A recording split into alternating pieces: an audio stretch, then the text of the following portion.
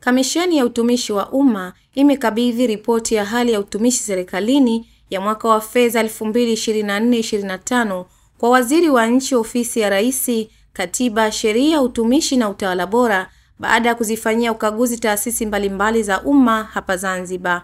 Ripoti yetu hii ni ya mwaka wa fedha 24-25. Na kwa mujibu wa mwaka wa fedha huu hadi kufikia Juni tulikuwa tunazo jumla ya taasisi za umma 153, lakini katika taasisi zile zinajumuisha wizara zetu 18, mashirika ya umma 9, wakala tendaji karibu 120, tumehusisha pia tume zetu za utumishi pamoja na makampuni 5 ambayo ya serikali yalikuwepo. Kwenye mwaka huu tulikagua taasisi za serikali za mitaa. Na moja kati ya eneo ambalo tulikagua kwenye eneo hili lilikuwa swala la mahudhurio na nidhamu kwa watumishi. Kwenye maeneo haya kwa kweli tukiri kwamba tulibaini baadhi ya changamoto. Pamoja na kwamba wanafuata vizuri ile kanuni ya utumishi wa umma, lakini kuna changamoto kubwa la changamoto ya mahudhurio na nidhamu, hasa kwa wale watumishi ambao wanaripoti kwenye vituo ambavyo si makao makuu. Mfano watu wetu wa manispaa hao wana vile vituo vya kukusanya mapato, masokoni, sijui kule kuna changamoto ya ule usimamizi. Wale wanaripoti pale head office unakuta kidogo afadhali kwa sababu kuna madaftari pale, mkuu wa taasisi yupo anasimamia. Lakini wale ambao wanakwenda vile vituo vya nje kwa kweli kuna changamoto. Naye Waziri Haruna Ali Suleiman amesema ni wajibu wa kamisheni kuwasilisha ripoti ya utumishi kila mwaka ili kuangalia hali ya nidhamu na uwajibikaji kwa watumishi.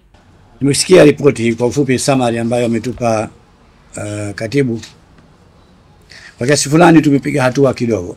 Kutoka 4% mpaka kufika 15%, si haba ya utekelezaji wa majukumu yetu, efficiency yetu imefika hapo, lakini kazi tunayo kubwa sana.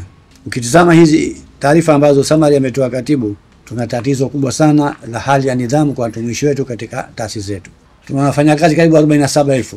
Je, hao 47,000 wako mahali ndipo wanafanya kazi vizuri kwa mujibu wa hali ambayo inatakiwa wafanye majukumu yao? Na wasiwasi, pengine idadi ya wafanyakazi na ukubwa wa nchi yetu ilivyo, pengine ni idadi kubwa mno. Tunahitaji kuiangalia vizuri. Sisemi hapa tunataka kupunguza wafanyakazi, lakini pengine kuna misallocation ya wale wafanyakazi wenyewe. Hali ya nidhamu, wajibikaji kwa wakuu wa taasisi hauko katika hali ambayo kiwango ambacho tunatarajia serikali iwe nayo. Utovu wa adabu, mfano wa kuchelewa wafanyakazi kufika kazini kwa wakati, limekuwa jambo ambalo ni kama la kawaida tu sasa hivi. Naenda ofisi yote saa 2 utakuta ofisi haina watu. Maana yake nini? Nidhamu yetu imeshuka sana katika utumishi. Kamisheni mna wajibu sana sasa kujitoa zaidi kuliko mlivyokuwa mnafanya. Nyinyi ndio dhamana kusimamia masuala ya utendaji kazi katika utumishi wetu. Na kuombeni sana kamisheni, mnapokwenda safari kuangalia ukaguzi wenu mtakufanya kwa taasisi, angalieni mabuku. Kwanza mhakikishe kwa mabuku mahudhurio yapo ya wafanyakazi.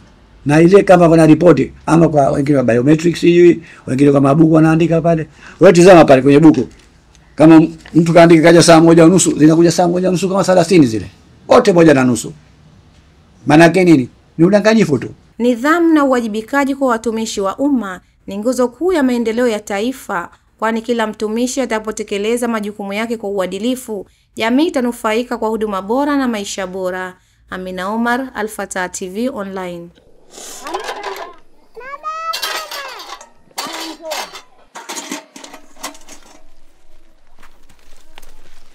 Haya, pesa hii uende ukatumie skuli, Haya mama. Asante mama.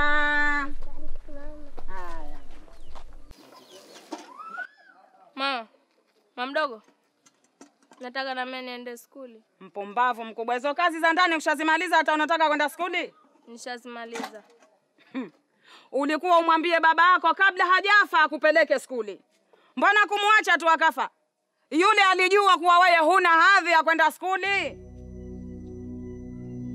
Pumbavu. Nenda ndani huko.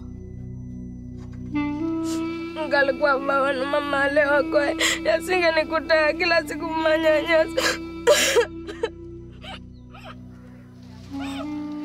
Aha, unasemaje? Nikwambia kitu Aiman. Nahisi kama uloniwashia moto ndani ya moyo wangu na unaendelea kuniunguza ndani kwa ndani. Mimi nilikuwa nakuvutia pumzi tu wewe. Unalilia nini na utosobi wako?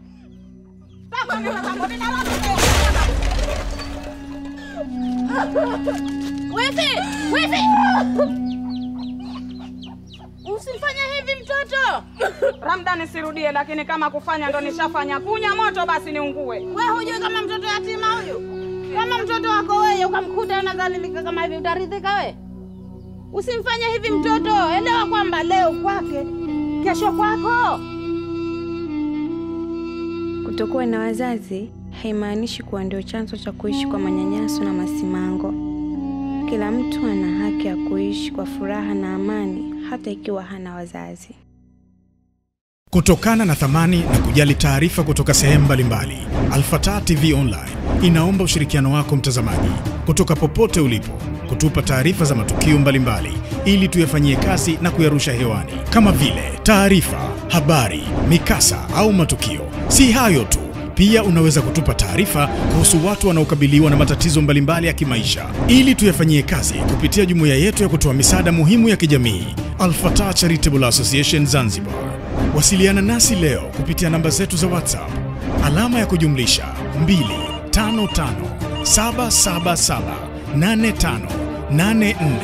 25577858490. Wasilisha kwetu leo, tuifikishe kwa jamii leo. Al-Fatah TV Online, dira ya umma.